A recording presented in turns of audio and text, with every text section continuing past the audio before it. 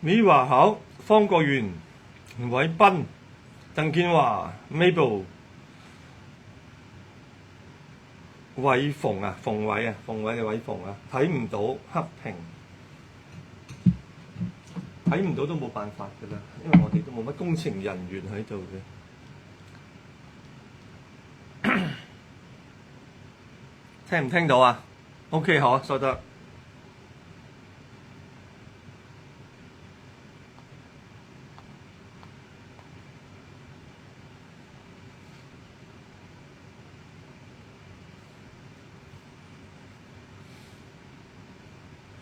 Kevin 喺度，聽到，唔該 Kevin。TV Watch，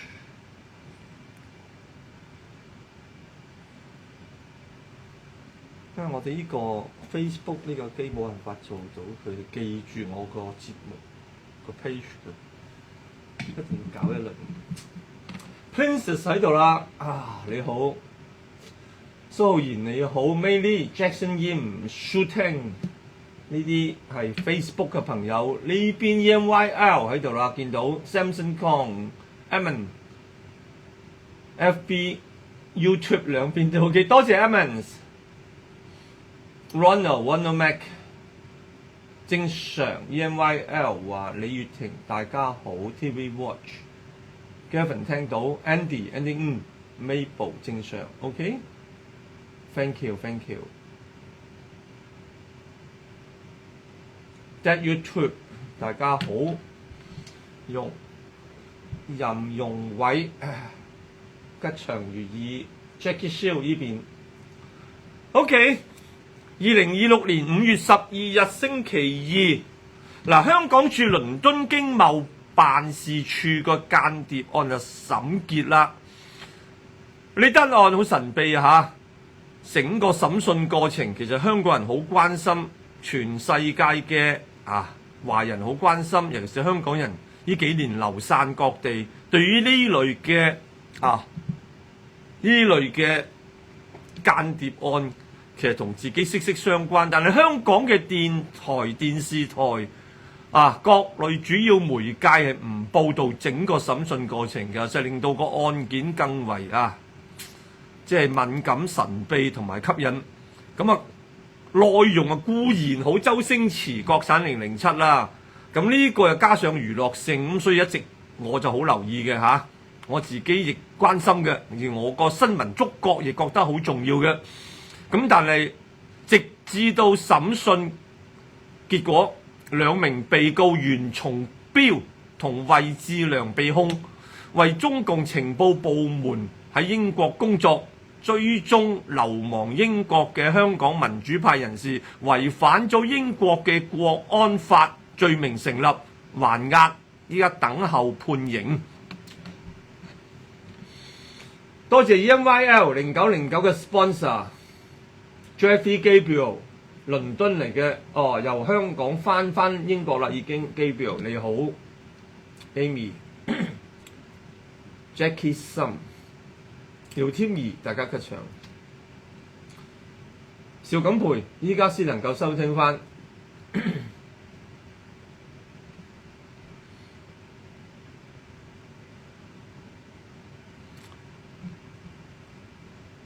呢單案，香港、倫敦或者海外嘅華人，因為都同樣地發生喺不同嘅港人聚居嘅城市㗎啦。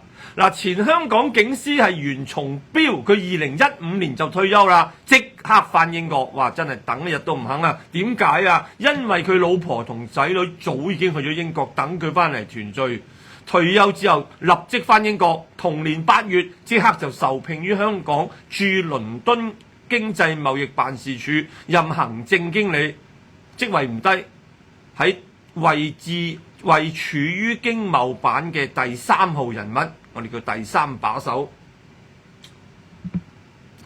由被捕到上庭，袁松標個名一直都仲喺香港經貿辦嘅網頁裏邊，仍然都係員工，仍然都資緊薪。商務及經濟發展局局長丘應樺亦確認，袁松標整嘅案件嘅律師費都係由香港特區政府負責嘅公帑，再準確啲講係香港人俾錢，應該咁講，係我哋夾錢幫袁松標打官司嘅。但案件審結之後，特區政府就係發表個簡單嘅説明，佢話成件事總之唔關佢事喎。嗱，英國內政部國務大臣澤偉新就發表強硬聲明，將案件定性為對英國國家安全嘅直接威脅。佢透露，英國外交部將召見中國駐英大使鄭澤剛，將明確表示此類活動喺英國領土上邊過去將來都不可接受。袁松標於2002年同當時係任總警司嘅李家超一同被港府派往澳洲查理斯特大學修讀公共政策及管理碩士課程，係同一屆嘅同學。呢個案件喺海外華人圈子極為轟動，但係香港各類媒介、電視台、電台、報紙、新聞網站都好避忌，得網上傳媒詳細咁報導每一個細節，咁但係好多人就唔睇網上嘅新聞媒介嘅，咁所以其實掌控咗香港嘅傳媒都係有一定嘅政治功能。只有特區政府回應傳媒查詢嘅時候，就係指特區政府從來唔係涉案嘅一方，堅決反對所有對特區政府嘅不實指控。不過特區政府就唔反應，中國外交部就反應噃，佢發表聲明，佢話呢個係莫須有嘅政治鬧劇，濫用法律，操弄司法程序。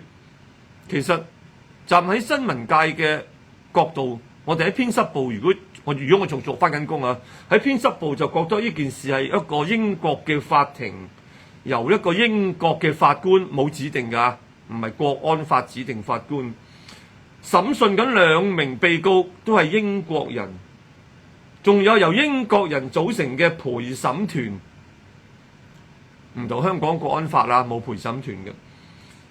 英國嘅法官冇指定嘅，英國嘅陪審團全部英國人組成嘅，英國人嘅被告其實成件係英國人嘅事件。點解中共外交部反應咁強烈呢？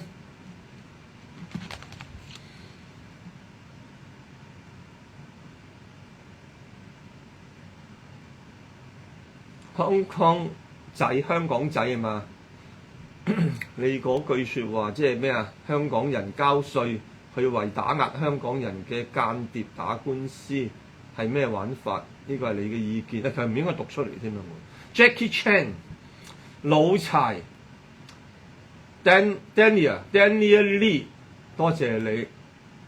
Rebecca 亮出現啦 ，Rebecca 好忙碌嘅 Rebecca 都竟然偷閒嚟偷聽。Maggie 你好 ，EA11 R001 冇 cat like 咗 Francisca Lam 你好，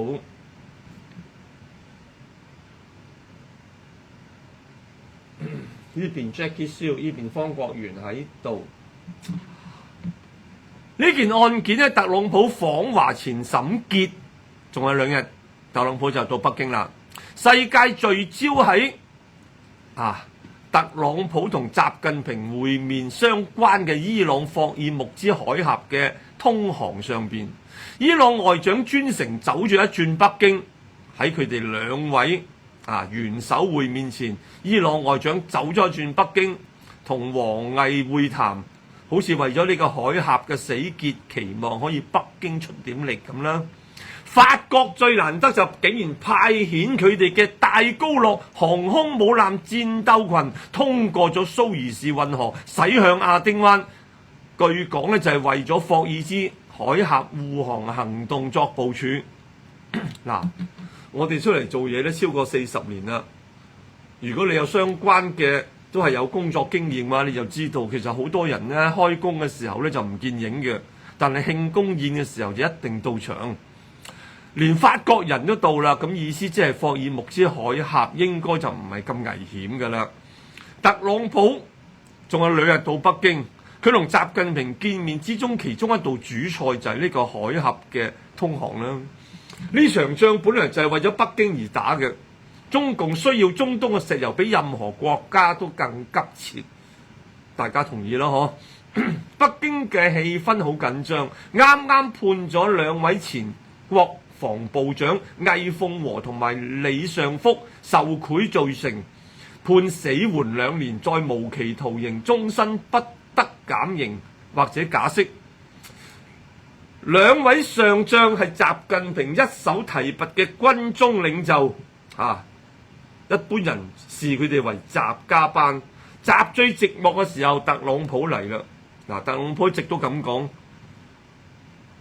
上星期4我最見到嘅最新，佢都係咁寫㗎啦。習近平係我朋友，多年嚟我哋相處得好好，我哋之間冇任何問題，係嘛？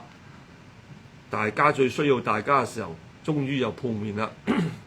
風本身係無形無相，但當見到樹葉喺度搖嘅時候，就知道風起啦。我哋睇新聞就係咁嘅啫。A 豬又有得聽孟子暢談論人生，你中意聽孟子啊 Ada？ 真㗎？我其實真係盡一個人嘅心力，成本孟子7篇，逐章咁講，大家好多人都笑緊我，我諗背後愚公移山，精衛填海，不過都係一點心願啦。希望你真係中意嚇，我希望我盡力做啦。你又有1、2個知音就夠啦。陶小姐好，Jackie Chan 好，今日睇 live 上嘅 Jackie Chan，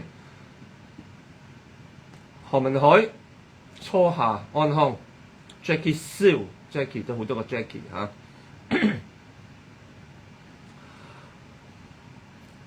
歷史上面暴政都唔會長久。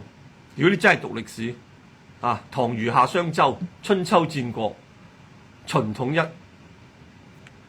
跟住漢朝、西漢、東漢，跟住三國鼎足、魏晉南北朝、隋唐風雲、殘唐5代、宋元明清，暴政唔可能長久。點解暴政冇辦法長久呢？因為暴政唔自然。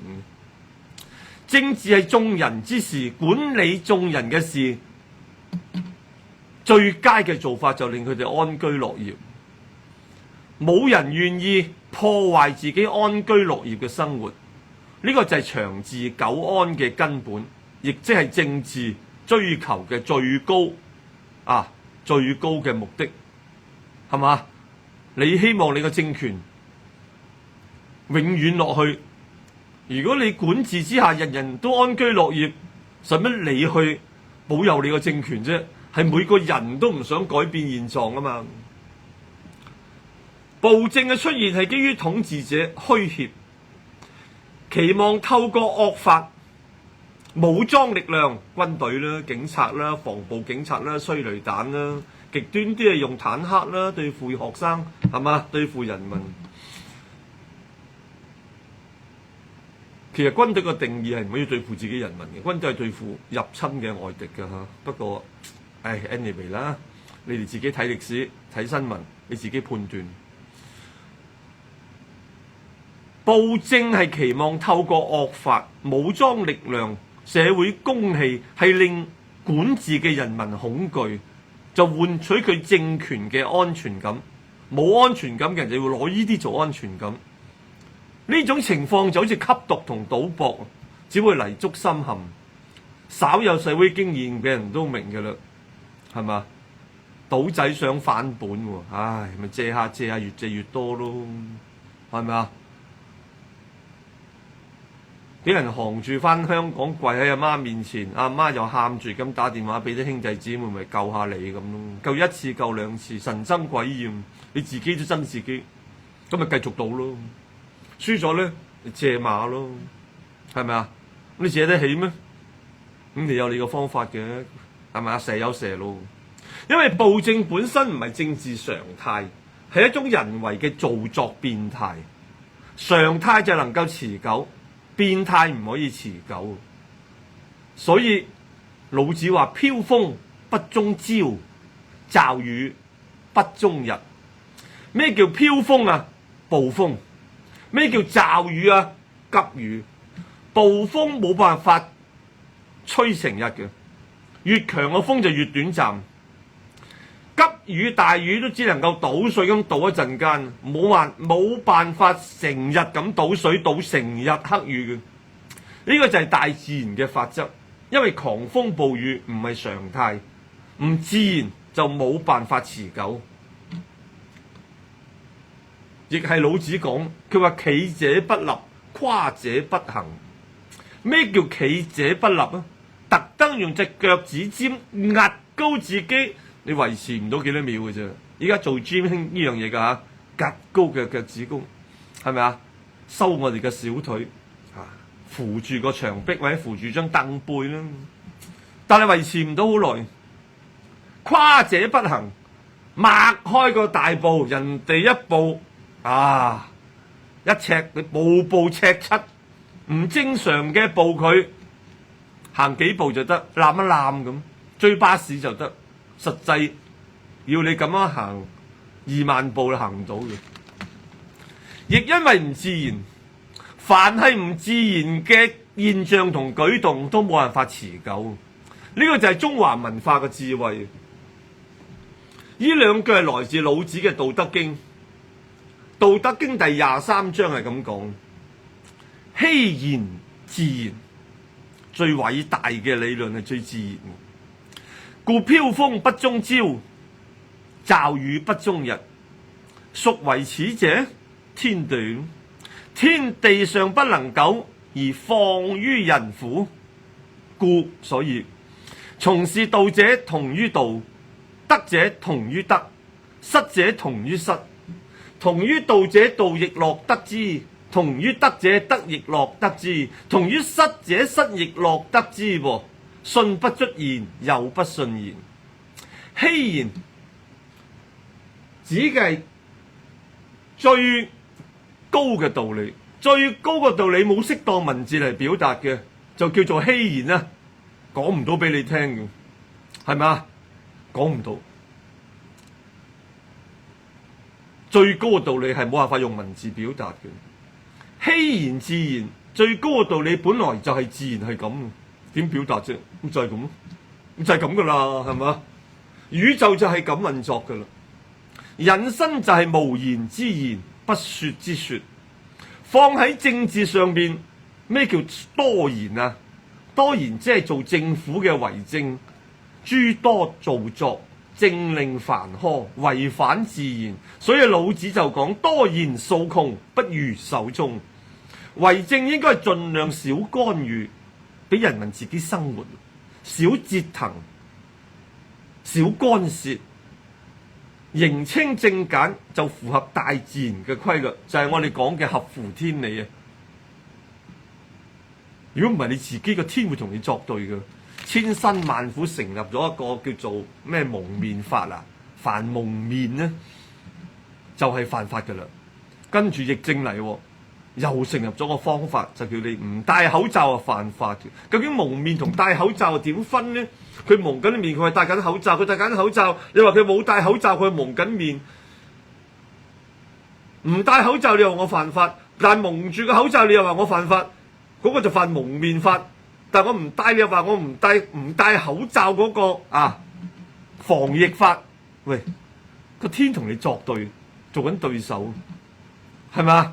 呢個係蒙面定係口罩？蒙得面嚟嘅口罩，佢係蒙面定係口罩？你話口罩，但係警察話你係蒙面喎，你口罩你寫住口罩兩個字，咁啊寫住口罩兩個字都可以係蒙面噶噃？講唔清楚。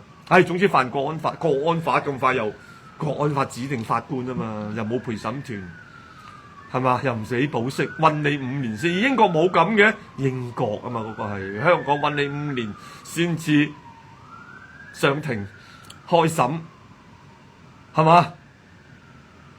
坐咗5年先睇你死唔死啦，係嘛？咁樣立法，飄風不終朝，驟雨不終日。烈風刮唔到成日嘅，越猛越短暫，暴雨急雨冇辦法連續落半日嘅，呢個就係生活嘅體驗。老子自己問自己：孰為此者？呢個係咩道理呢？邊個主宰件事係咁運作㗎？佢自問就自答，佢話天地咯。呢個咪天地間嘅大自然法則咯。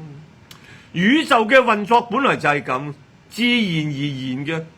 天地都尚不能久，而況於人乎？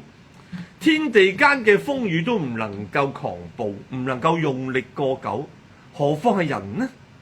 呢個就係天則。我哋一般人講嘅天理啊，有冇天理啊？有嘅，一定有嘅。呢個天則係回應熙然自然嘅。天地造成嘅狂風暴雨都尚且唔能夠維持長久，更何況係政府虛脅人為造成嘅苛刑暴政呢？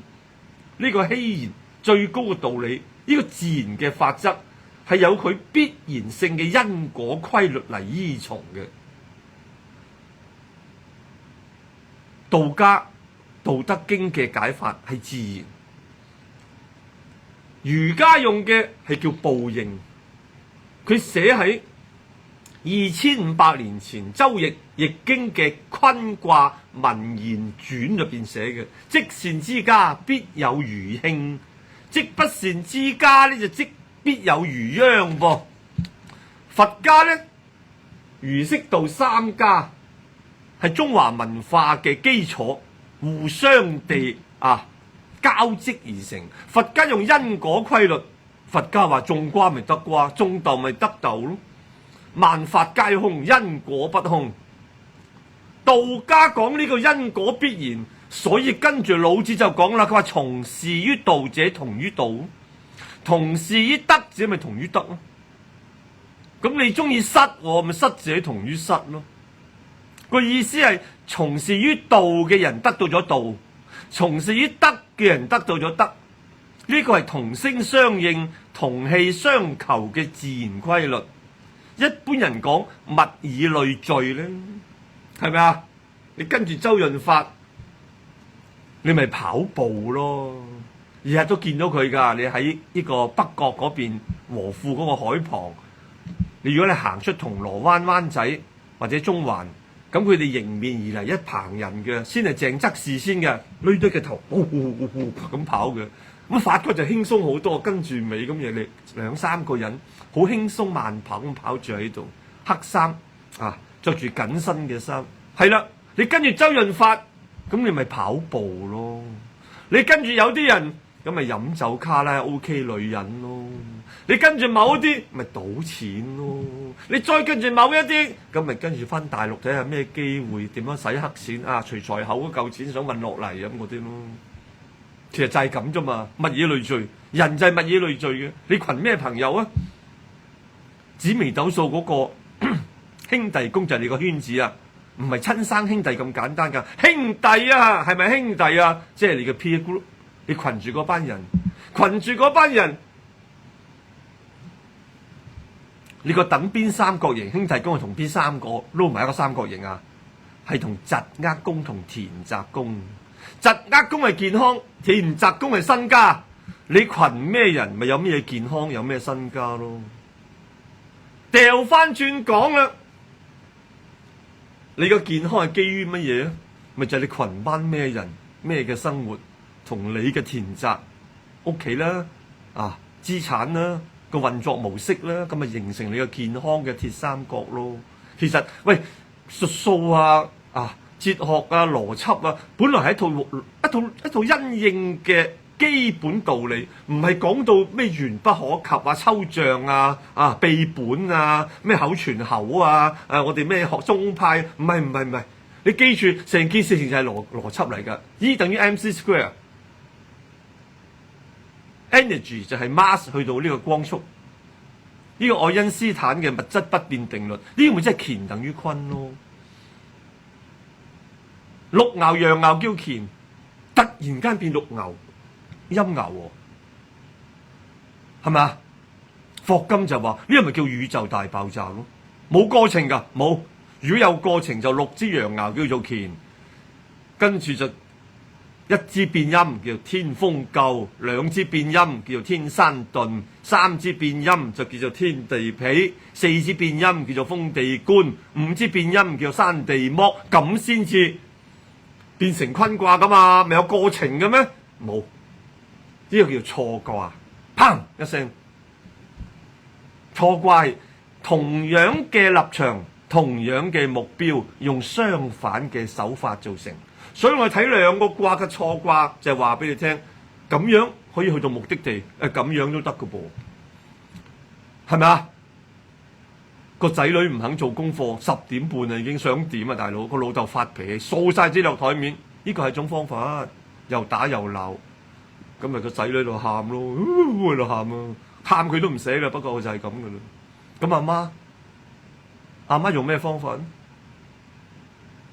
用陰嘅方法。爸爸發脾氣係乾嘅方法，硬嘅方法，阿媽咪氹咯，係咪啊？一齊寫，快啲掃埋佢，係咪啊？我哋今日週末就去呢個迪士尼玩，好唔好？係咪啊？定係我哋去邊度啊？游水啊！我哋去唔知乜嘢離島游水好唔好？係咪啊？氹佢中意嘅嘢，唔知中意啲咩？不過我都唔知啲細路中意咩，想舉例舉唔到例添。因為物質又豐富，係嘛？佢哋中意啲咩嘅？其實唔肯做功課，但係一個鬧一個氹，呢個咪同樣立場、同樣目的，但係手法啱啱相反咯，係嘛？所以你要做政府，你要令到自己長治久安，你用咩方法啦？兇你咯，防暴隊咯，警察就蒙住面啦，不你唔准蒙面搞清楚，係咪啊？拉你咯，咩啊？上法庭咯，國安法咯，立法咯。呢個方法你覺得買到安全感，你用呢個方法咧？歷史上邊用暴政嘅方法從來都唔缺乏㗎啦。唐虞夏商周春秋戰國強秦統一，但係14年之後就已經到呢個楚漢相爭西漢之後有東漢。東漢三國鼎足，大家扭盡六壬，所謂三國志就喺度嚟㗎啦。你都可以用呢啲方法所以其實物以類聚。周易經文言傳就咁講，佢話水流濕，火就燥啊！水向邊度流㗎？去嗰啲低洼潮濕嘅地方。咁火喺邊度出現啊？嗰啲乾燥地方好易有火嘅，係咪啊？好易着火㗎啦。雲從龍，風從虎，龍一出現，哇！啲雲層重疊裏邊，條龍就出嚟㗎啦。風從虎，突然間一陣吉風，老虎出現啊！虎嘯猿啼，其實人就係咁嘅啫。所以當一個人你每日用道德作為思想行為標準，佢會發現自己每日都有喺道德上面有進境。道係睇形而上嘅真理叫做道，德係用良好嘅行為結果就叫做德。當一個人行事不道不德咁樣點啊？咁你就明白下一句啦，失者啦，失者同於失。一個人永遠都喺失敗嘅方向嚟思考、嚟行動、嚟行為。乜嘢失敗，乜嘢啲人哋嘅錯，乜嘢都係唔關佢事，乜嘢都係同我冇關，係咪啊？哇！你睇下我哋見過宏福苑作證嗰班官僚，係咪啊？乜都同我哋冇關。點解消防鐘唔響？同我哋冇關。點解個消防喉冇水？更加同我哋唔關。啲槍全部發佈交鋒傷，唔係我哋管轄。咁乜嘢同你有關嘅？咩都同你冇關，冇錯，就係乜嘢同我哋冇關。呢啲官真係好嘢啊，大佬，係嘛？俾你繼續上去，你做埋李家超個位得啦。凡真孭鑊就同你冇關，有功爭住認領，哇！好多呢啲人嘅，所以我就話開工唔夠10個人，慶功宴8圍台唔夠坐。一個人，你嘅思維、你嘅反應、你嘅做事方式係往失敗方向走，你所有嘅失敗際遇都迎住你嚟，你乜嘢都失敗嘅，人生失敗、婚姻失敗、六親失敗，哇！啲家庭鬧劇嚟啊！我哋係嘛？上嗰陣子啊講可伯河馬，呢陣子啊講鼎爺同佢個大仔，唉，其實都令人覺得真係好污染嘅。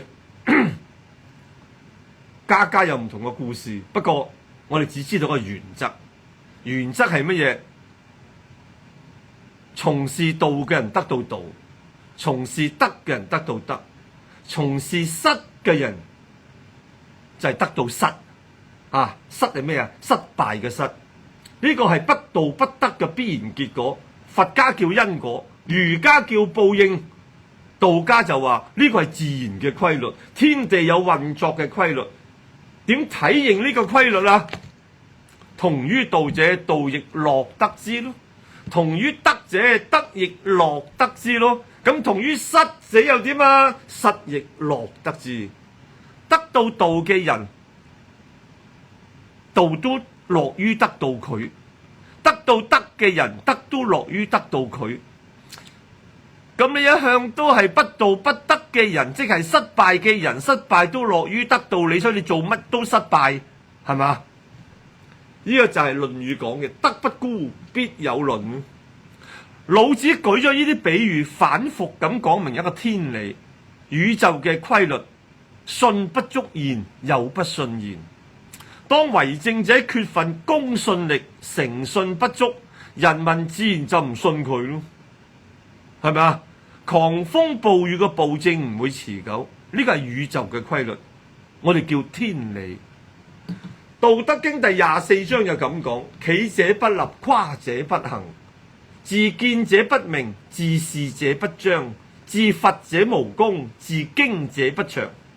其於道也，若魚食罪行，物或惡之，故有道者不處。嗱，老子反覆叮嚀，真理就係自然，最自然嗰啲叫真理。宇宙有佢一套運作嘅自然規律，你唔好加造作落去。呢度加啲，嗰度減啲，以為自己有權勢就大晒，有權勢？歷史上面有權勢嘅人有幾多？你知唔知？唔讀歷史，大陸人仲叫人讀歷史，佢哋唔睇歷史，佢哋嘅歷史咪就係共產黨點成立歷史，中間仲好多係假嘅啫。我哋平常行走，企者不立，唔會趌高隻腳趾嘅。咁點解你要趌高腳趾啊？我哋偶然間趌高隻腳趾，因為你生得矮咯。我180嘅人有幾好趌高隻腳趾啊？或者睇煙花咯，或者明星喺前面行過咯，為咗同身邊嘅人比高咯，或者趌高隻腳趾影相啊，團體照啊，好多好叻噶，一趌咁趌高，一影嗰下佢就趌高，係咪啊？45度角啊，側側地啊，咁啊最靚噶啦，有個鼻線條，或者視線喎前面擋住咪趌高啲睇下前面咯。但係呢個動作唔自然，偶然1-2秒 OK。企者不立，呢個唔自然嘅動作係企唔穩嘅，企唔長久啊！你試下趌高隻腳一直行落地鐵站，去到個車度睇下得唔得？夸者不行，特登擘個大步攬過去，攬一嘢就得，係咁攬就唔得。即使海旁啊，依家個海旁通咗啦，理論上堅尼地城可以行到去柴灣嘅啦。你試下行啊，最熱門嗰個摩天輪嗰度咧，行去灣仔啊，金紫荊再可以行去遊艇會嗰度穿翻落嚟，經過嗰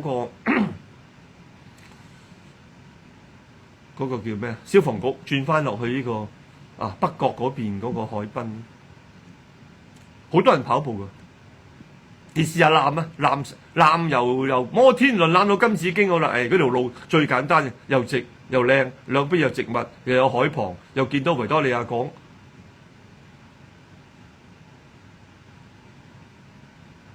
星期日母親節啊，好多帆船啊，好多帆船，但係唔係比賽嚟嘅。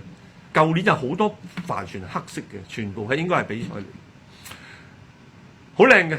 不過你試下跨開唔正常嘅大步攬下咁攬去，睇下由呢個中環摩天輪攬到去金紫荊，睇下攬唔攬到？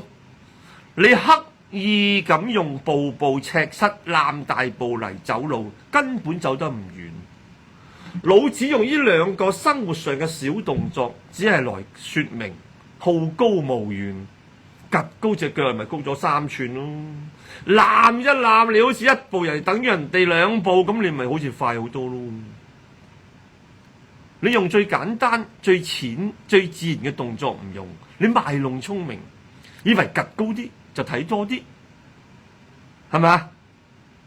攬大步啲就前過人啲，其實呢種高呢種遠，你嘅追求係唔會成功，只會自取滅亡。由呢兩個原則帶出咗幾件事，帶出咗幾個真理啊！自見者不明，自是者不彰，自伐者無功，自矜者不長啊！咩叫自見啊？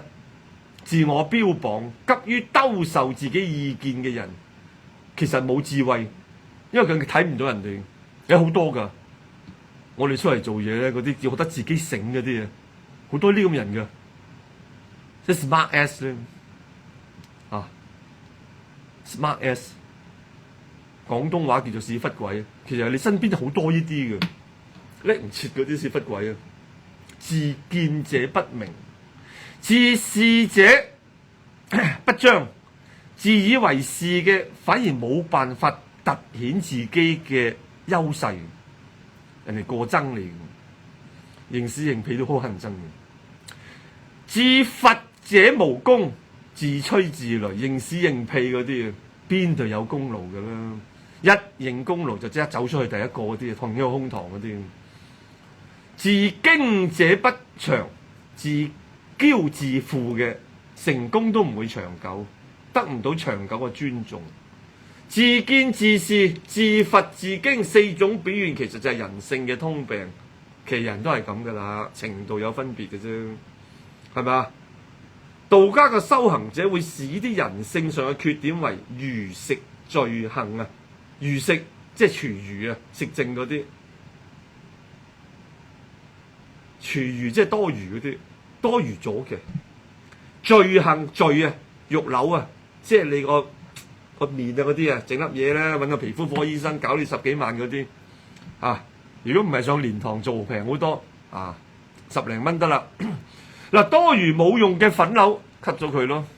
呢啲行為就係多餘嘅食物、多餘嘅粉瘤冇用，不但止冇用，反而有害。物或惡之，咩叫物？物呢度指人，人惡之好憎厭，食剩嘅嘢。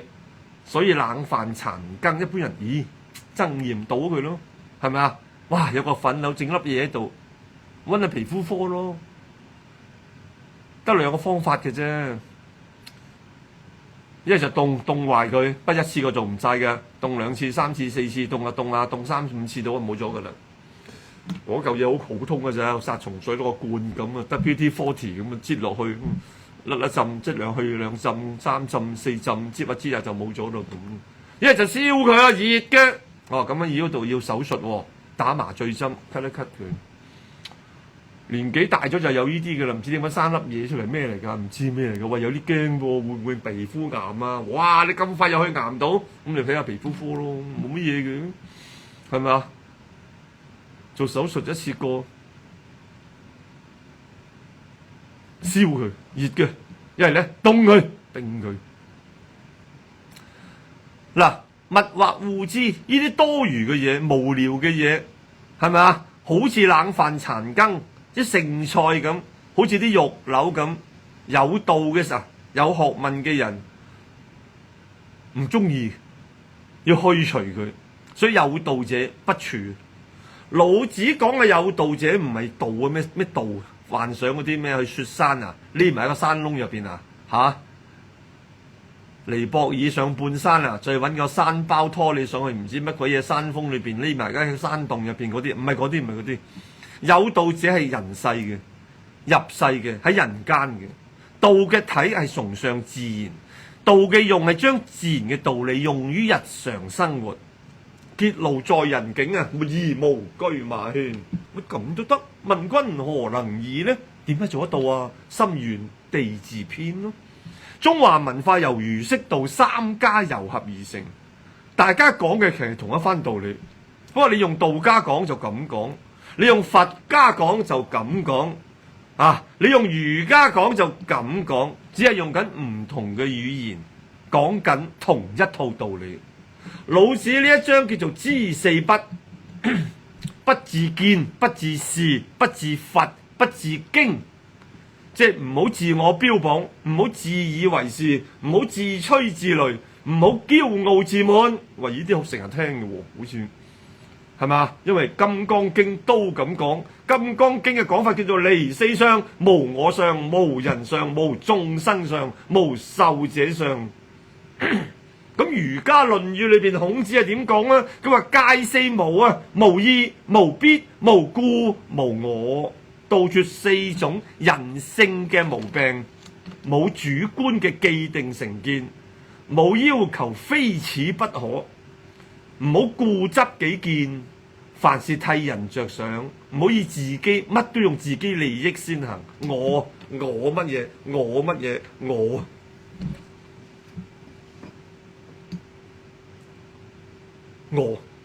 所以喺八字裏邊，你嘅日主下邊同你同一個五行，我哋天元座比啊叫。我一般就話，如果我判斷，一般就話婚姻不吉，因為嗰個下邊坐住嘅就係夫妻宮，夫妻宮你坐住自己，咁即係咩意思啊？咩意思啊？用五行嚟講，比劫克財。如果你係男人，你克住你嘅配偶，咩叫克啊？唔係打佢兩掌解啊！克嘅意思，即係你嘅存在，你冇顧及佢，你永遠都顧及自己為主，佢永遠都係次要嘅。咁樣嘅婚姻點會持久啊？咁你愛女人咧好財啫，天元座比，好官殺之氣。喺五行上你要耗咗佢，因為佢要克你啊嘛，佢要壓住你。令到佢好攰，你一個好麻煩嘅女人，好麻煩嘅老婆。天元座比淨係講一粒星，一粒星，一粒五行，你坐住自己，即係話你永遠都我要咁，我認為咁，我覺得咧，我就希望咁啦。你永遠都係我行頭，你有冇尊重我哋身邊嘅人？你點經營你嘅婚姻？所以淨係睄一眼。1秒鐘就斷，婚姻不吉。點解啊？因為你冇尊重過，你冇同別人一同共同生活嗰個準備，嗰個下意識，你心中只有我自己，我就覺得要咁啦，我就認為咩嘅，我就覺得咧，去東京應該住新宿嘅嗰啲，即係你一定用你個方式，要別人依從你，只有自己。只有自己嘅婚姻，你認為婚姻可以幸福？你第一日做人啊！呢個儒釋道三家學說講嘅一模一樣，都係因應天理、宇宙運行嘅法則嚟行事。道家稱之為因應自然。喺個人而言，道德修養嘅指標，對為政者嚟講，咪就係基本嘅領袖修養。歷史上邊爭天下嘅人，都希望自己能夠爭千秋，但係缺乏呢啲道德修養，點爭千秋？係咪？過眼雲煙，幾年風雲，冇人記得你嘅啦，係嘛？依家我就寫咗喺呢個今次嘅節目就啱就係習近平同特朗普會面前，我哋作為檢討翻歷史嘅進程啦。好，講到呢度停一停。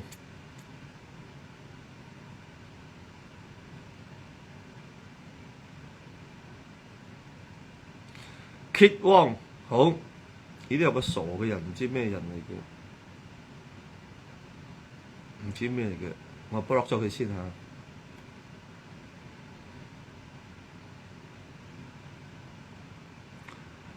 偶爾隨言，你好，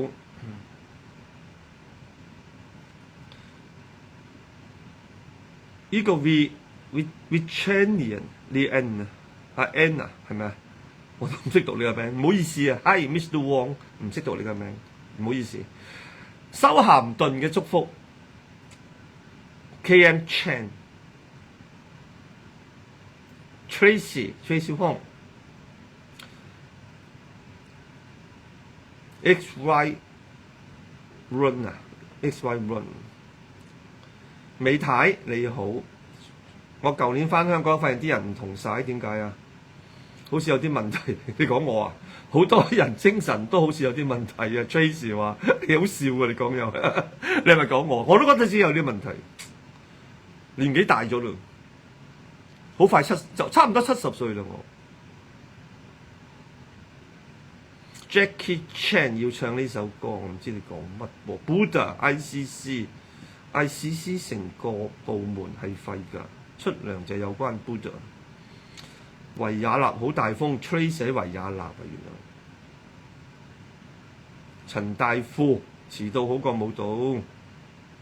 早晨 ，Trace Buddha 老師北上食自助餐 OK 嘛？我唔知喎、啊，我冇翻國內有成20年啦，我冇申請回鄉證啦。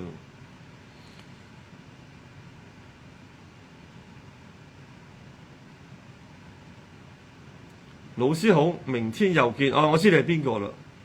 初唔知你個名係邊個。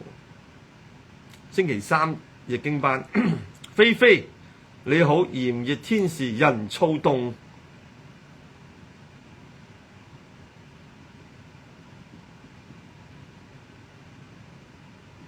Hockey 早晨。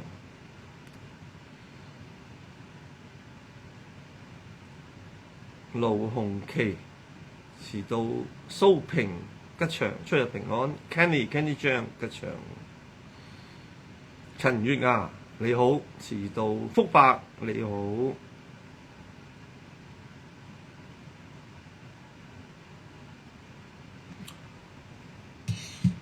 好，呢邊見到 Gordon 喺度，魏志峰喺度 ，Princess 已經將今次嘅孟子擺上咗網啦，多謝 Princess。李火根早晨，費玉清又嚟聽，好啦，見到人都擺咗孟子喺度啦，咁我都開始孟子啦，唔好好似咩嗰啲咩揼波鐘啊叫係咪啊？我哋以前叫揼波鐘，其實真係點解㗎？我都唔係好記，我都冇忘記咗呢個來源係點。揼波鐘即係拖時間啊嘛，係嘛？好啦，今日我哋梁惠王孟子梁惠王下篇，我哋講2章，因為比較短，短就講多1章，但係長就冇辦法 cut， 因為一章書好難分2次講嘅，個前呼後應。孟子個文章結構好嚴謹嘅，所以一斬咗佢咧，隔咗一個星期嚟聽，根本聽唔到嘅，所以一定要講晒嘅1章。但係短可以講多1章嘅，因為咁一章一章咧，唔知講到幾時。孟子7篇震驚天下，可能我哋嘅節目都唔能夠講，都未講晒孟子都要關門啦。孟子梁惠王下篇第6章，大家有個原文就最容易講啲嚇。但係唔知唔係每個人手頭上都有原文，網上你都揾到嘅。依家我哋節目現場嘅兩邊 Facebook 同埋YouTube 都有呢個原文喺度嘅。咁啊多謝 EMYL 同多謝 Princess 啊，兩邊分別佢登咗個原文喺度。但係再錄影唔係，我哋再攞咗個檔案擺上我哋嘅 library 嗰邊咧，嗰度就會冇咗個今日現場嗰啲記錄嘅，所以嗰啲睇嘅時候咧，如果你唔係現場睇咧，到事後睇咧就冇咗個原文喺手上，咁好多人又唔識喺網上揾㗎嚇，我發覺，咁啊冇辦法啊。咁依家第6章係孟子謂良孫王曰：王之臣有託其妻子於其友而知楚遊者，比其反也。翻屋企則凍累其妻子，餓死咗喎。咁呢個朋友仲交唔交得過啊？齊宣王話絕交啦，棄之。好啦，咁跟住孟子再跟住落啦。孟子就係咁，佢用 build up 法嘅 build up 1 build up 2 build up 3，砰打拳過去叫 three line punch， 有啲係 four line punch， 有啲就 two line punch。呢個好傳統嘅我哋寫稿嘅人嘅基本技巧嚇。所以第一句咁問咧，嗰個係 build up， 第二句問係第二個 build up， 跟住嗰句就係高潮啦，所以唔可以 cut 開嚟講嘅，係嘛？棄之，事師不能自是，則如之何啊？已之，炒 Q 佢咯。咁四境之內不治，咁則如之何呢？喂，第一個係講一般人嘅朋友，係嘛？第二個就係講上司下屬，第三個就係講政治咯。如果個國家裏邊做皇帝嘅做唔到，令到你班人民安居樂業又點啊？個結論就係罔顧左右言他。嗱，呢個成語出自呢度啦。顧左右言他，即係唔想同你繼續講落去，係咪？因為知道最後你嗰個拳就打落我度嘅。嗱，齊宣王自稱有疾，之前上星期講咗啦。寡王有疾，我有病㗎，即係佢用藉口嗱，同好多人唔交功課啊，唔交稿啊，裝修佬遲交貨啊，印刷廠遲交印刷啊，所有遲到嘅人都有個藉口嘅塞車啦，交通有問題啦，壞 lift 啦，跟住出門口嘅時候唔知點解屋企又發生咗倒瀉籮蟹啦，打爛咗個煲啦，係咪啊？阿媽入咗醫院啦，藉口。任何人想你唔想做嗰件事就有藉口。倪匡嗰時同我有段時間我同倪匡成日食飯嘅，佢就話俾我聽，因為食飯總係有個人早到，有個人遲到嘅，佢好少遲到嘅，倪匡從來都幾乎唔遲到嘅。佢話遲到都係藉口嚟嘅，唔使解釋嘅，遲到就遲到得㗎啦。你講塞車講咩，佢都係藉口。嗰陣時佢成日講個例子，你約咗美國總統會唔會遲到去白宮啊？佢話鄧小平約你食飯，你會唔會遲到啊？因為當時興講鄧小平啊，改革開放。咁佢啱嘅，不有啲廢人啊，連見工都遲到㗎嚇，移民見領事都遲到。咁嗰啲廢人唔應該討論呢個唔係正常嘅常態。呢個係嗰啲咩啊？魚食啊，係咪啊？粉瘤啊，一般人護之，將佢 cut 咗佢咯。呢啲係屬於唔應該生存，但係生存緊嘅人間嘅廢柴，咁唔好講嗰啲。咁佢講得啱，倪匡講嘢好一針見血，佢唔賣弄啊，佢一急就講落去㗎啦。咁所以齊宣王講自己有疾有病，佢就想對住孟子講佢嘅仁政，佢唯有講嘅就係佢都好欣賞，但係我做唔到啊嘛。點解做唔到啊？我有病啊，先生。你有咩病啊？我好勇，我好課，我好識，係咪啊？咁孟子逐樣幫佢拆解咗。其實佢簡單地講一句，佢就唔想。佢知孟子講嘅仁政、王道政治係啱，但係做唔到。點解啊？佢覺得吃力。齊國咁強大，齊國咁富庶，佢咁舒服。喂，佢呢啲富第幾代啊？唔係第三代、第四代喎，富好多代，成個齊國祖宗打落嚟。其實佢唔係嗰個祖宗㗎，佢唔係太公望姜子牙啲後人嚟㗎，佢係田氏世齊嘅姓田嘅。其實不過唔緊要啦，總之佢係齊國嘅皇帝，富貴已久，富貴幾代。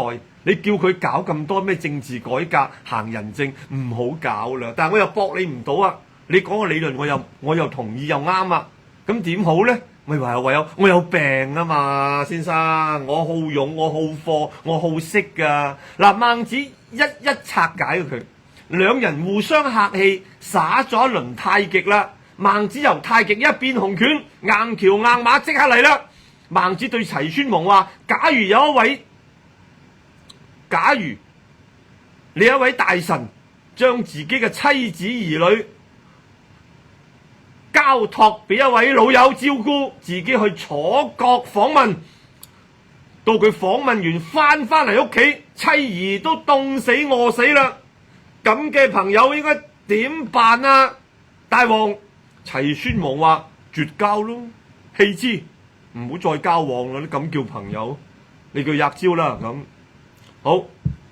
你叫我同佢絕交冇問題。孟子跟住問第二條：如果掌管刑法嘅官員，即係你啲問責局長啊，如果呢啲問責局長冇辦法管理佢啲下屬，又應該點辦咁呢？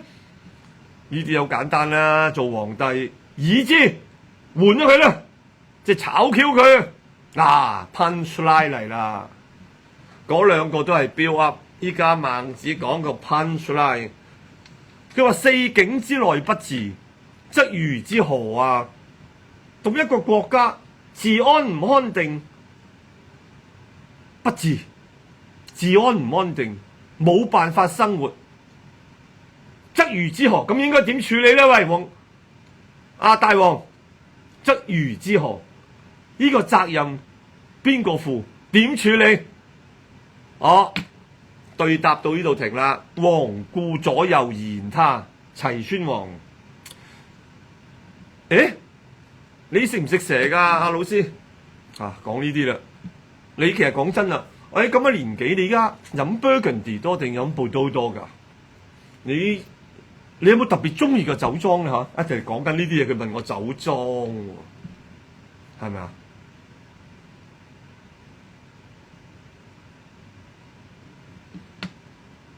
佢唔想命繼續落去，佢知道佢落咗你嘅陷阱裏邊，係咪啊？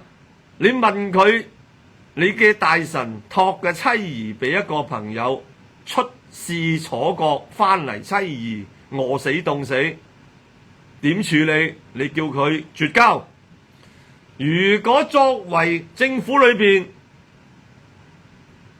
你個問責局長管唔到下屬，應該點處理？你話炒 Q 佢做契弟。OK， 呢兩個 build up 帶出第三個真正嘅問題。依家你管理嘅齊國四境之內不治，邊個責任？點處理？即係你嘅責任，應該點處理自己？咁佢只能夠顧左右而言他。好短，但係道理好深。呢一個，如果你學寫作嘅話，一個好好嘅寫作嘅典範啊！你學佢咁寫作。build up punch， build up punch， 係嘛？呢個要先有兩個 build up， 引咗佢答先，佢用嚟佢嘅答案，用佢嘅答案嚟要求佢自己揼翻自己一拳，呢個就係佢哋嘅技巧。所以點解凡寫作嘅人一定要背晒成本孟子？孟子7篇就係咁解。好啦，我哋講第7章。孟子梁惠王下篇第7章。孟子見齊宣王曰：所謂顧國者，非謂有喬木之謂也，有世臣之謂也。王無親臣而昔者所信，今日不知其亡也。好啦，呢一章帶出咗一步一步咁講到佢同孟子同齊宣王之間嘅矛盾啦。孟子對住齊宣王話：乜嘢叫做歷史大國啫？所謂歷史悠久嘅國家，唔係指年代久遠，而係指文化根基深厚啊。因此，參天古木唔足以代表文化顧國嘅氣息。擁有功勳德業嘅世臣，先至係一個文化大國嘅精神表率噃。其實好易睇嘅。你睇一個領袖，最緊要睇嘅咩呢？其實唔係睇佢個功業有幾多。唔係睇佢，譬如話有錢佬，唔係睇佢有幾多錢，有市值幾多，賺幾多錢。你睇佢用乜嘢大臣喺佢身邊，其實物以類聚，德不孤必有鄰。睇個老闆用咩人，你接受嘅人係咩人呢？不同嘅老闆身邊有唔同嘅人，有啲全部都係親人，全部同一個姓嘅要。呢個係仔，嗰個係咩鬼嘢女婿，嗰個就係呢個梅夫，嗰個就係唔知點點點。有啲係全部家族為威位，係咪啊？喺公司開會，一棚人做節都係嗰棚人，去拜山都係嗰棚人，跟住又係嗰棚人，大家圍住佢氹氹轉，佢好似皇帝一樣，係咪啊？佢只要用自己信嘅人，家族嘅人，但係永遠爭執多。家族最大麻煩就係咁樣，因為爭執多。你有啲容記，你睇下福臨門你睇下其他家族，永安先師呢啲幾代嘅家族，你就知呢啲古仔其實全部重複嘅。咁另一啲用咩人係嘛？李澤楷翻嚟香港，身邊係咩人？袁天範係嘛？陳慶祥係嘛？楊范勝喎係咪？再講，身邊係啲咩人？佢哋係咁樣捧出嚟，佢用嘅人，佢揀嘅將啊，揀嘅先鋒，揀嘅大將係嘛？係咩人？係咩嘢性格嘅共同性格？李嘉誠當年用咩人？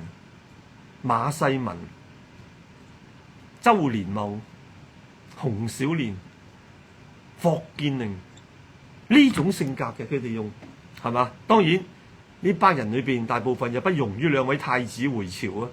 咁太子回朝有太子黨爭，跟住又有外戚之亂。嗱，呢啲係另一個歷史嘅發展。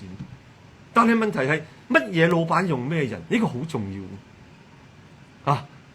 所以孟子對齊宣王話：咩叫做文化大國？咩叫歷史悠久嘅國家？唔係講時間啊，係嘛？即係唔係用參天古木，用時間作為講，係唔係年代久遠呢一個死時間？係用文化根基深厚呢一種啊呢個標準啊。跟住佢話齊宣王，你不但冇呢一類大臣喺你身邊，就連真心忠於你、親近你、值得你信任嘅大臣都冇啦。你睇下今日習近平，過去有人推薦咗人才，即使你任用過，東摸摸西摸摸用咗2日，你將呢個人忘記咗，你忘記佢，佢不受重用，佢自然地漸漸地飛歐噶啦，飛丁歐，慢慢咁遠你，再遠下，佢都唔見咗，你都唔知，因為你都唔記得咗佢。你睇呢一段說話，即係話孟子準備離開齊國啦。昔者所進，今不知其亡也。齊宣王嘅毛病係咩嘢咧？好多大老闆，好多覺得自己生意做得大嘅人都有呢個毛病。呢個毛病就係佢唔能夠真心咁相信佢身邊左右嘅人。剛才嗰2章孟子講到事師不能治事，四境之內不治，係將齊宣王同大臣都講成唔稱職。對齊宣王嚟講，孟子已經唔係好啱聽。我想講過一齊同你附庸風雅，嘻嘻哈哈，俾你間中讚2句。呢啲咁嘅自命英明嘅皇帝，佢唔中意你正面咁擦佢鞋，佢中意你兜個轉咁暗咁擦佢鞋，係嘛？即係我哋打工講，你唔好用鞋油擦鞋，你用面油啊嘛，用鞋油擦鞋對鞋唔靚噶，係人都識啦，用面油就唔係咁識啦，嗰個就技巧啦，係咪啊？讚咗佢不自覺，等你輕飄飄，佢希望係咁噶嘛，但係下下都令到佢好尷尬嘅。頭先嗰一張係嘛？一個 build up，一個 build up，一個 punch 就嚟啦，咁點搞啊？令到佢顧左右而言他。對齊宣王嚟講，孟子呢條友道理好啱，但係坐喺隔離真係唔係好舒服，下下都淨係個針喺度拮到自己。咁當然喺人事政治嚟講，齊宣王身邊唔係得一個孟子嘅，凡親本來屬於齊宣王身邊嘅人啊，所謂嘅眾左右都好反對孟子嘅，好唔中意孟子。點解啊？圍住個老細，突然間有個人逼咗入嚟，點會中意佢㗎？呢啲異類嚟嘅，仲嘰嘰趌趌睇唔起我哋呢班咁嘅係嘛？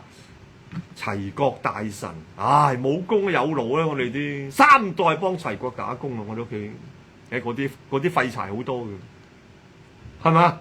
仲有當時另一個新興力量同孟子同期嘅叫做蘇秦，蘇秦6國拜相啊！推銷緊佢嘅合縱方案。千古以嚟，政治上面嘅傾軋就係咁，小人有小人之爭，小人爭咩啫？權勢利害係咪啊？好具體嘅，但係君子都有君子之爭喎，唔同戰場啫噃。君子同君子爭嘅係咩啊？就思想嘅追求啦，係咪啊？大家嘅方式唔同。馬克思針對貧富懸殊呢種不合理嘅現象，係咪啊？激起佢知識分子嘅知識良心，冇理由咁啊！唔合理嘅嘢就唔應該存在，佢會諗一套方法，點解可以啊？資本家掠奪晒所有嘅勞動成果，反而勞動工人一無所有咧，太唔合理啦！所以先至寫《資本論》，係咪啊？喺倫敦寫《資本論》，倫敦嘅國家圖書館度寫《資本論》，再等恩格斯嘅 elaborations 先形成呢一套學說，再引申成為共產主義。共產財產係國家嘅，再經國家機器嚟公平分配，只有工作嘅分別，冇高低嘅分別，冇階級嘅分別，係咪啊？個個同樣人工，呢套主義實踐咗100年，今日掛住共產主義、社會主義招牌嘅中華人民共和國，佢有冇解決咗貧富懸殊呢？你自己細心去觀察同思考。君子同君子之爭呢套，佢認為係將全個國家嘅共同資源收歸政府，再用政府嘅分配方法分配去不同嘅人手上。呢個就係毛澤東嘅三面紅旗總綱領，大躍進，人民公社就係總站，以後就係人民公社養活咗當時嘅人，大家用同樣嘅嘢，同社所有都係國家嘅。你有個 LV 手袋用完，唔該你掛翻喺人民公社度。隔離鄰舍出街就孭咗嗰個 LV 袋，因為個 LV 袋係國家嘅。真係 very good 啊！呢啲咁嘅主義一出現，吸引咗幾多當時嘅先進知識分子，係咪啊？同當年高美尼喺法國要翻伊朗，推翻腐爛嘅巴里維王朝，成個西方知識分子、左派知識分子，哇！真係覺得伊朗重見天日啦，人民開始幸福啦。付諸於宗教，係咪啊？踢走咗腐爛嘅親西方嘅腐爛王朝巴里維王朝，從此伊朗人就幸福快樂地過住生活。經過40年嘅實踐，當時嘅知識分子嗰啲學者去晒邊？係咪啊？知識分子同知識分子，君子同君子有兩條路線之爭。另一位亞當史密斯，佢寫咗《炫富》，鑽石冇用，但係價格高昂；食水不能或缺，但係近乎唔值錢。點解會咁唔合理？因為物無恆值，一切視乎供求。呢個就係市場經濟嘅立腳石。再到海耶克，通往勞役之路，地獄原來係由善意築成嘅。你見到好多依家香港嘅家長，華人社會嘅家長睇到啦，點解我哋嘅下一代幾個學位、幾個碩士，又係名牌大學，點解全部廢柴嚟嘅？你唔好問點解，因為你同我可能都犯緊同一個錯誤。我成日話我講林作其實係憐憫嘅。我將我個新聞，我中從事新聞工作嘅經驗，我將佢掟入咗我自己去咗個新聞人物個處境度嘅。我當我係林作嘅爸爸，我有種憂慮啊！咁靚嘅學歷背景，咁聰明嘅仔，但係佢自負非凡，佢唔會着腳踏實步同你考個 E.O. 嚟做嘅，幾千柴 starting， 佢以為你侮辱佢啊！去中學教書得唔得啊？38000一個月啊 starting， 做個教師啊！佢做大事噶喎，做大事都可以，你又唔欠錢，但係佢唔係做普通嘅教師個 E.O. 啊嘛，黃生，咁你想點啊，仔仔？你想點啫？你都要行一條路，你行一條路先，你唔好問收穫先啦。點解你行到？係啦，有個有錢，人脈關係好，八爪魚咁多，寡母婆湊仔，一個仔乜都幫忙，咁啊出事。呢個唔係我講嘅，海耶克嘅通往奴役之路、地獄之途，由善意築成。所以你唔好笑別人，你講睇下自己，睇下華人嘅家庭，你身邊嗰啲望下呢邊，望下嗰邊，望下望下之後，你發覺好憂心。嗱，呢啲就係我所講不同嘅學説，不同嘅學説帶出咗個問題出嚟。你唔好以為你好心，人都36蚊，咪世界大同咯。執行咗咯，試過幾十年、30年咯，做個36唔做36啊嘛，係咪？梗係知啦，人民公社啊嘛，見過啦，係嘛？個村門口有個人民公社，掛個 LV 喺度，你唔好玩嘢係咪？僆仔乜都冇啊，嗰度有個鐮刀嘅，有個鋤頭，有啲扒，有啲乾草咁咯。人人貧窮，沒精打采。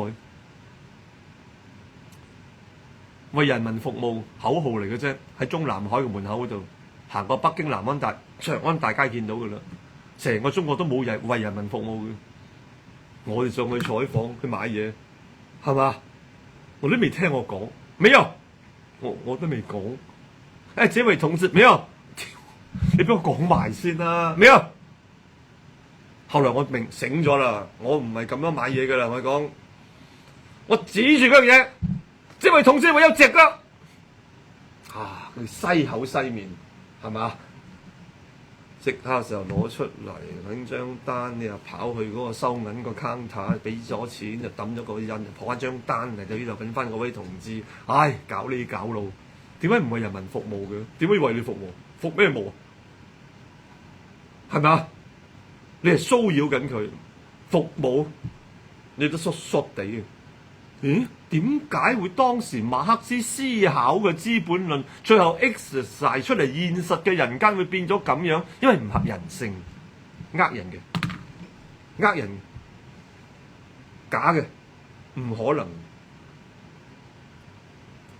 喂，但係你話市場萬能啊嘛，大佬，亞當史密斯鼎鼎大名，炫富篇。係咪啊？物無行直，一切視乎供求啊嘛。由供求決定咗市場嘅規律啊嘛。咦？原來資產大到某一個程度係可以控制市場，市場會失衡喎。我哋已經試，我哋咁樣69歲人已經經歷咗好多次咯噃。係啦，嗱，呢個就係想講嘅，唔係理論係孤立，理論係經過實踐。所以我哋嘅社會小人同小人之爭。爭乜嘢啊？爭資源啊？點呃政府啊？係嘛？睇下點樣根據個規則之下，古靈精怪啦！喂，我有落足 tender 嗱，幾多個 tender 規定我有啊？有晒之後開個 board，個 board 有晒人睇晒簽晒名，睇晒 description， 我哋先出呢個 quote， 叫佢出 quotation 拿翻嚟17個 quotation， 完全又兜一輪之後。跟住我哋先至出 purchase order， 再有個 job description， 再有個 product 唔知乜嘢，嗰啲幾廿萬樣嘢全部都有齊，咁咪3000幾蚊個廁紙架咯，1900蚊一條毛巾棍咯。喂，呢個係冰山一角嚟嘅。你問一問所有使用公帑嘅地方，無論政府、大學、各用公帑嘅機構，你點樣使用法嘅？制度上有冇犯法先？有冇經程序先？點錢銀啊？你屋企就用淘寶啫，政府點用淘寶啊？你索地嘅點揾 quotation 啊？係嘛？喂，大家都係咁，呢個係小人同小人之爭。但係到馬克思同亞當史密斯、海耶克嗰類就係君子同君子之爭，因為思想唔同，點樣實踐到令人民幸福嘅手段唔同，係嘛？中國共產黨1921年喺上海成立，49年建政到依家貧富懸殊有冇啊？從社會上邊，你可能覺得自己嘅身家同馬化騰都差唔多啦，係咪啊？你覺得你都有7本香港護照咩？你同我孟晚舟一樣啊？孟晚舟香港人嚟㗎，雖然佢對香港一啲感覺都冇，係嘛？佢係華為嘅 CFO 副主席，不過佢用嘅全身都係蘋果產品啦。呢啲你見到嘅係目前嘅新聞睇到嘅既定嘅事實畫面，你點樣演繹係你自己作為學者嘅演繹啦。啊，小人與小人之爭，為咗權勢，為咗利益，大家都係揾盡方法點樣呃政府。不同階層有不同呃法，最低級啲係呃公屋，係嘛？呃2蚊搭車，呃綜援，呃老人金，呃老人院，係咪啊？高級嗰啲就呃法唔同㗎啦，嗰啲都係小人，幾百萬一年嗰啲都係小人，因為佢嘅態度只係權勢利害嘅計較。但係喺思想追求唔同，我頭先講緊馬克思、亞當史密斯、海耶克佢哋嘅爭係爭思想嘅追求。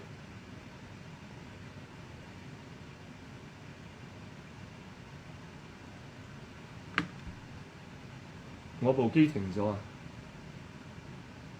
部機停咗唔關我事噃，我坐咗喺度，我掂唔到部機喎，呢部機喺度啊嘛。部機停咗喎，未頒發啊！好，我最快講埋佢算啦。嗱，歷史上嘅成敗關鍵，往往就係種因於呢個位，係咪啊？因為蘇秦 sell 緊佢嘅合眾政策，孟子講到佢嘅王道思想，齊宣王聽咗孟子咁講，只好敷衍咁問：我下面咁多人，我點知道邊個好邊個唔好呢？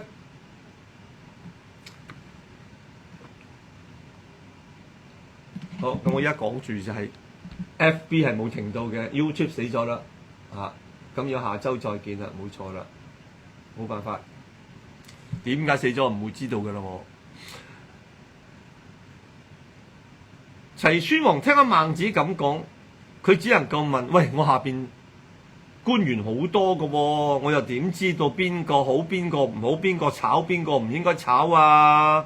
點考核啊？孟子話：用人本來就有人事制度，可以按照制度辦理。但係真係遇到人才就唔好拘泥成規，應該越級拔用，令到人盡其才。接住孟子對人事考核嗰幾項原則作咗個解說。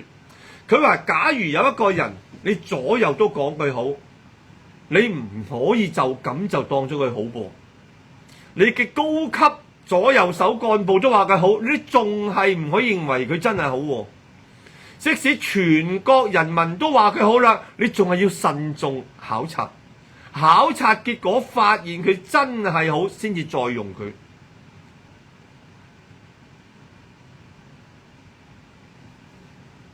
即係話俾你聽，嗱，人人話佢好，左右話佢賢，未可也。諸大夫皆若賢，都未可也。各人皆若賢，然後察之，見賢賢，然後用之。嗱，即係話你左右推薦一個人，唔好信住。你所有高級主管都話佢好，你都唔好信住。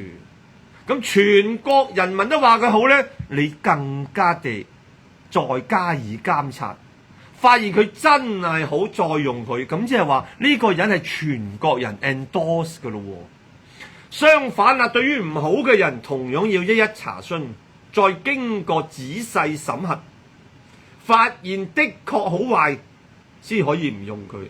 咁樣你即使一命令殺咗呢個犯罪嘅人，其實唔係你殺，係全國人都要殺佢，冇人會怨恨你。